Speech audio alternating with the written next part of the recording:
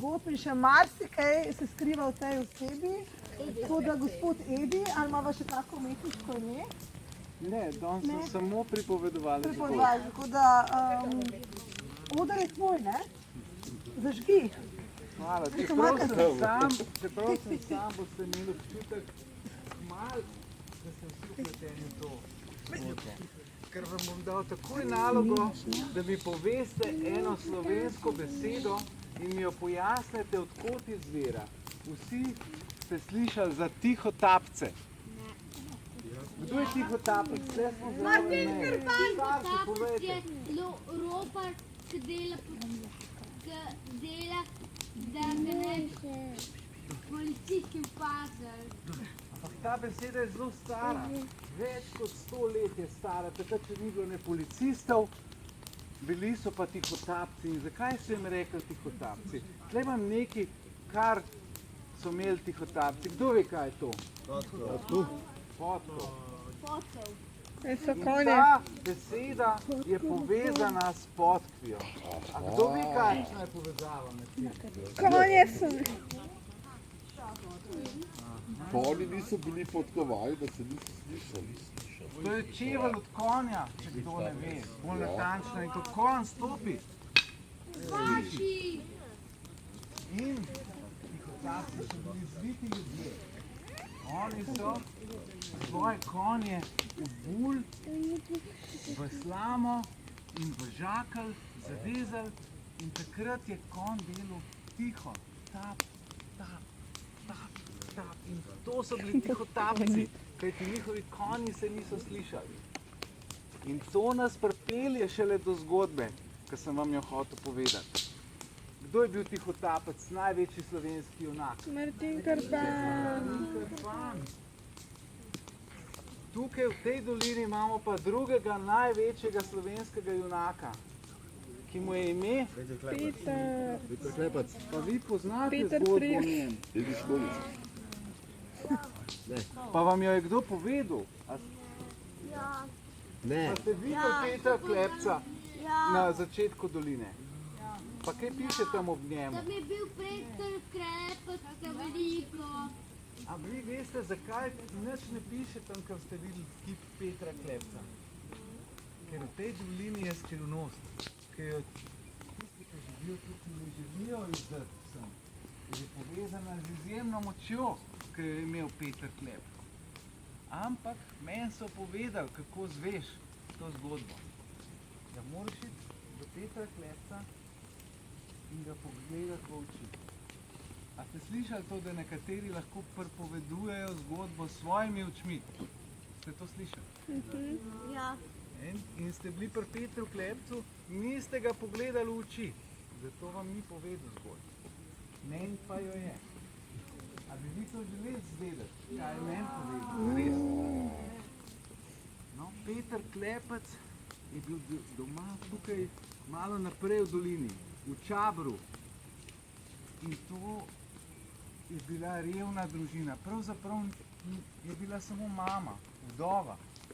In imela sta kozo rogačko, ki jo zdaj ni tukaj. Bi pa morala biti. Da bi vi videli, koliko je bila ta koza mala. In ona dva sta imela samo hišo, kozo in nič zemlje. Zato je morala mama vsak dan delati na drugo kmetijo, da sta imela za jesti. Drugače bi bila lačna. Koza jima je dala sicer mleko, ampak to je bilo malo mleka. Ampak Peter je bil srečen. Rad je imel svojo mamo. Vsak dan je šel paziti kozo, past jo je šel in tako so nekaj let sta živela lepo. Ampak ker je Peter rasel, je bilo hrane premalo. Koza je mala, ne more dati veliko mleka. In mama je rekla Petru, Peter, moraš iti za pastirja. Nimava več dovolj hrane. In bilo mu je izjemno hudo, da je moral oditi od tukaj na vrh gore, kjer je bila velika kmetija, kjer so pastirji pasli ovce. In on je moral iti za mladega pastirja. Z velikemu kmetu, z veliko ovcami in z mamo sta se morala posloviti. In Petru je bilo izjemno hudo, mami je bilo hudo, ampak nista imela dovolj hrane, zato sta šla. Narazen Peter je šel v goro in ko je prišel na goro, je začel pasti ovce in kaj je bilo najhujše, te pastirji, ki so drugi bili tam, so bili zlobni. Takoj so ga poslali, ti moraš po vodo, spet spasti našo živino. In tako se je bilo iz dneva v dan, da je bilo Petru hudo, da bi šel kar domov, ampak ni upal vse, kaj bo pa rekla mama, da je pobegnil. In iz dneva v dan so ga maltretirali in on si je želel, da bi bil močnejši, da ga ne bi, da bi jim vrnil, ker včasih so ga tudi tepli. In nekega dne zopet, alo, Peter, naša živina, odpeljijo. In kaj se zgodi? Peter je zaradi tega izgubil svoje ovce. Nikjer jih ni bilo, nikjer. Šel je v ta breg, v un breg, v gost in ovc ni bilo. Ampak, ko pride na zadnjo jaso, sredi jase zagleda spečo deklico. V beli, dolgi obleki in je spala. Sonce je močno sijalo, ona je spala in sonce je povsem svetlo v obraz. In si on mislil, da se jo bo žgalo. Ampak, ko se je približal, je ni upal premakati. Kaj se bo zgodilo? In si je mislil, opeklo bo, naredil ji bom senco. In je nabral veje, jih zapičil ob njo in je gledal malo senco. Potem, v tistem se ona spodi, pogleda in vidi senco. Tako je vedela, da je mali pastirček naredil senco. Ona je bila namreč gorska vila. In ko pogleda Petra, ti si dobri mladenič, ki mi je naredil to senco. Kaj si želiš? In ti sem je pomislil na zlobne pastirje. In ona takoj vedela, kaj si on želi, in je rekla, pridi z mano. In sta šla v gozd, do skale, preko katere je tekel potok. In ona je z rokami zajela v potok in mu dala eno dlan vode, da jo je popil. In takoj, ko je popil, je on začutil silno moč. V tistem zagrabi prvo brezo in jo s koreninami vred vzame. In ne more verjeti, kaj se je zgodilo. In vila zajame vodo še enkrat, mu jo da, ko on popije, se moč še poveča in zagrabi smreko in jo spuli. Vila zajame in tretji. In ko Peter popije, zagrabi skalo in jo dvigne nad glavo. Takrat je začutil, pa se ona je dobra vila, moram se ji zahvaliti, ker mi je izpolnila željo. Ampak v tistem se ona spremeni v vlak in se razbija.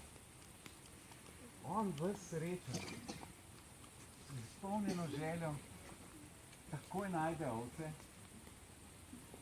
in se začne vračati v dolino. In pastirji so bili takole, kot mi zdajle v Bognu. Pa kje si bil, Peter? Alo, marš po vodo? In on pravi, kar sami si jo prinesite. Takoj se dvigne, a bi ti rad naše pesti vkusil? In on pravi, a bi vi radi moje? In na tistem planejo eno drugega.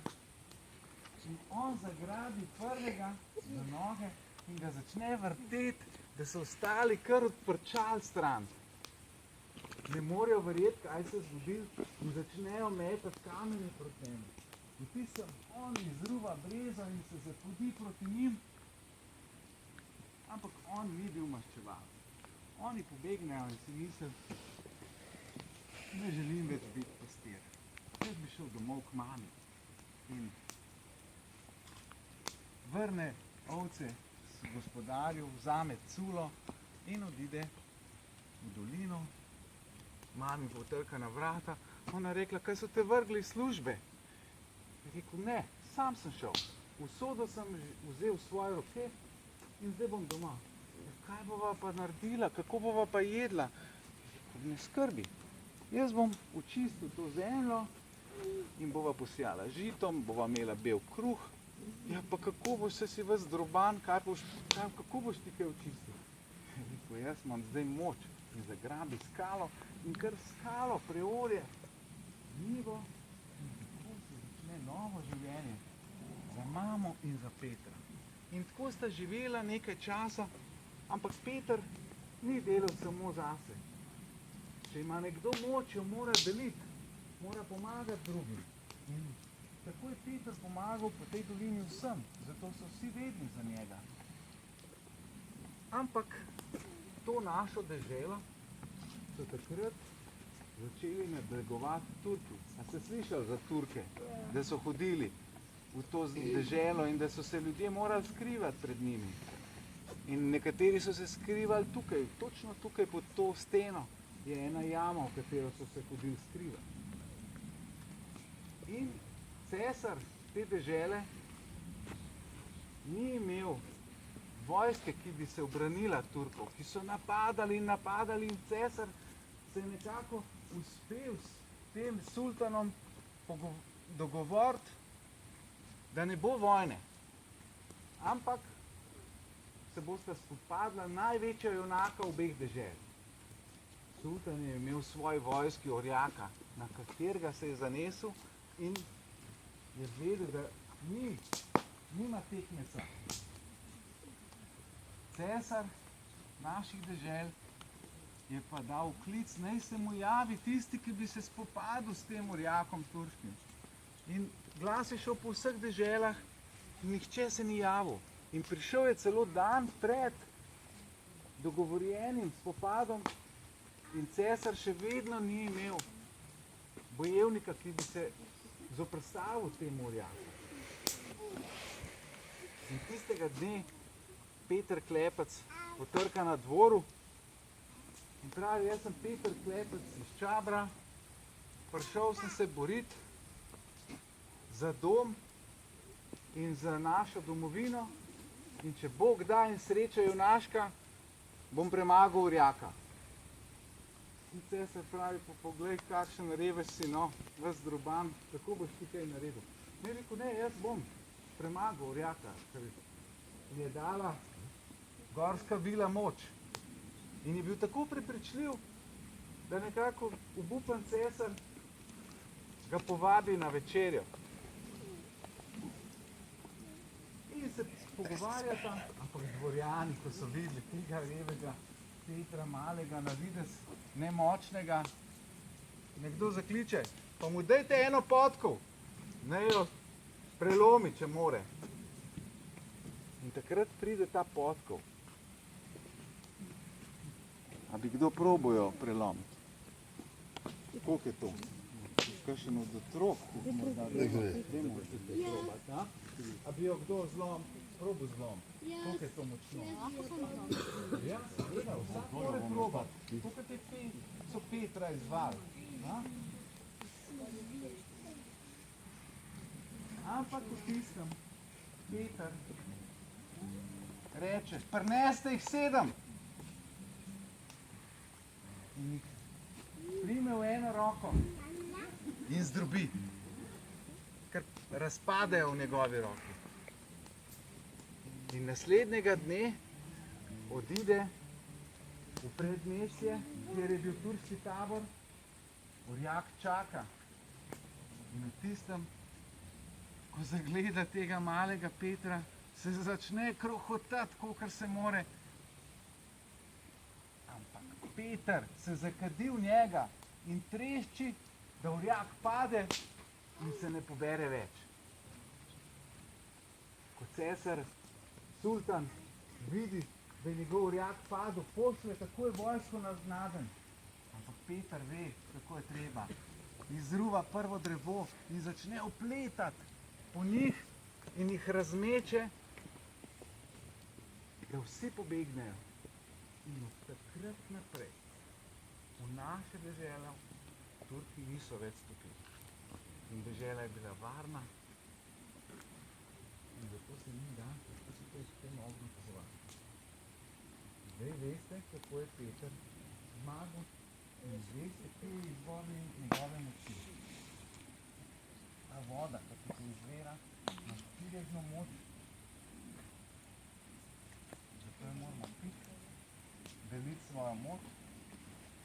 In to zgodbo morate tudi naprej povedati, ker jo mnogi ne vedo.